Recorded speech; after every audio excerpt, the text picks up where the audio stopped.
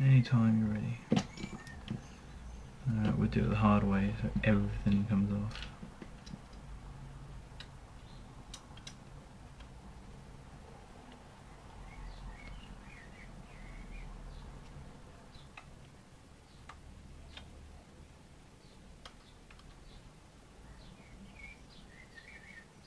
Nice. Right.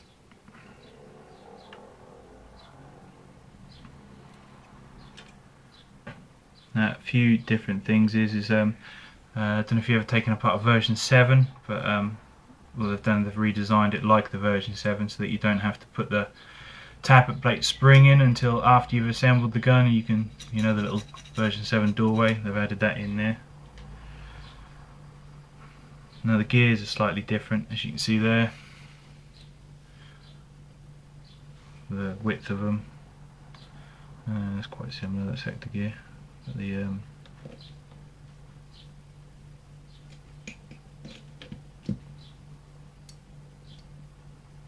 yeah, I mean, as you can see here, the spur gear there, much thicker. I don't know if you can see that. So yeah, I mean, the sector gear looks pretty similar, but I think it's a bit thicker on the old side there, and also the timing lobe, we'll call it, much thicker there. So whether they did that because they have to do it in order to make it, you know, pull back the nozzle enough, or they might have done it because obviously there's a lot of people fitting timing chips or sector chips out there, that sort of thing, to increase the amount of time, to obviously feeding time, that sort of thing. So you know, I think that they've actually increased the size of that in order to do that from stock, so as standard. So add that to the list of enhancements, we'll call it. You see here now the anti-reverse latch, pretty solid in there, so there's been no pinging of that coming out, which is yeah, the amount of times I've had to try and reassemble a gearbox and the anti-reverse latch keeps pinging out, pisses me off no end. But that one stays in there nice and solid. Yeah, you can see here now the cut-off lever been completely redesigned, moved to the back.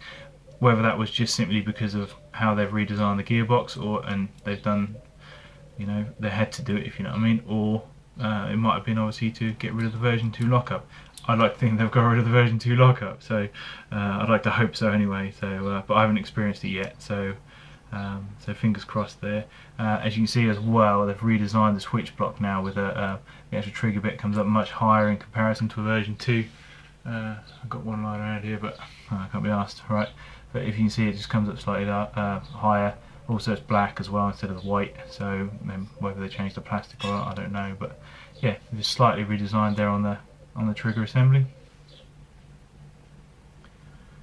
The actual trigger itself, I don't know how, like, it's I think it's kind of the best part about it, right? I don't know if you've ever had the combination of the pinging out anti-reverse latch, the pinging out spring guide and spring as you're trying to put the spring in, and the pinging out spring on the actual trigger itself. I don't know if you've had the true pleasure of trying to assemble a version 2, like a clone or something like that, you know, where the tolerance is a little lower, and basically you've got the anti-reverse latch trying to ping out, you've got this trigger thing, and you kind of spread your hands all over the gearbox, yeah, you know, trying to hold them all in place while you lower the two casings together.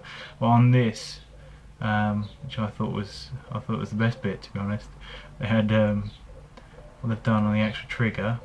If I can get this in place, yeah, what they've done on the trigger right there, this is a tiny notch. It just means that you can do that with the spring, so the spring stays in place.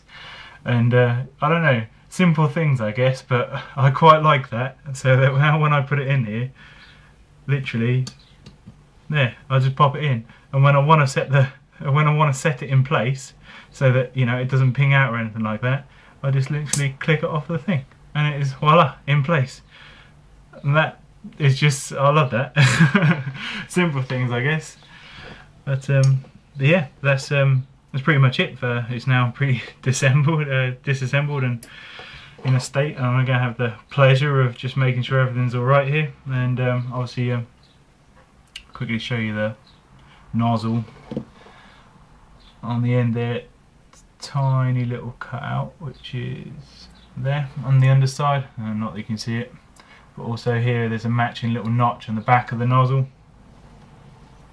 So then when you come to the actual tappet plate, there's a little notch, sorry, right there, and it is a simple matter of putting it in, making sure that the thing faces down, and now there's no turn whatsoever, so that you know that the tappet plate is in the right place and the little notch is at the bottom to allow feeding to come through properly. So if you do get a non-feeding in semi, that's what's doing it. So there's the cutout for the bolt lock system.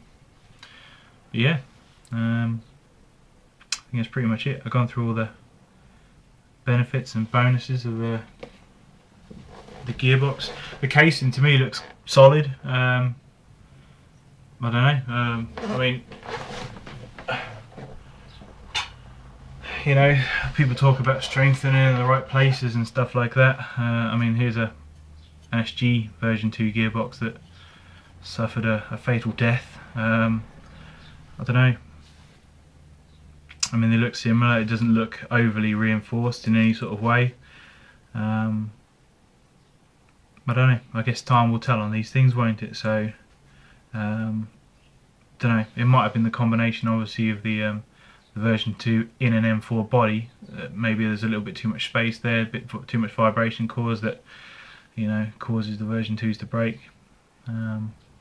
Yeah, maybe it's been fixed, or maybe, you know, we'll see in sort of 3-4 months down the line whether it's a problem or not. But yeah, mine's going alright now. 350 FPS solid, and yeah, well, it's UK here, so we don't need to go any more than that, really, do we? So cool. Right, thank you.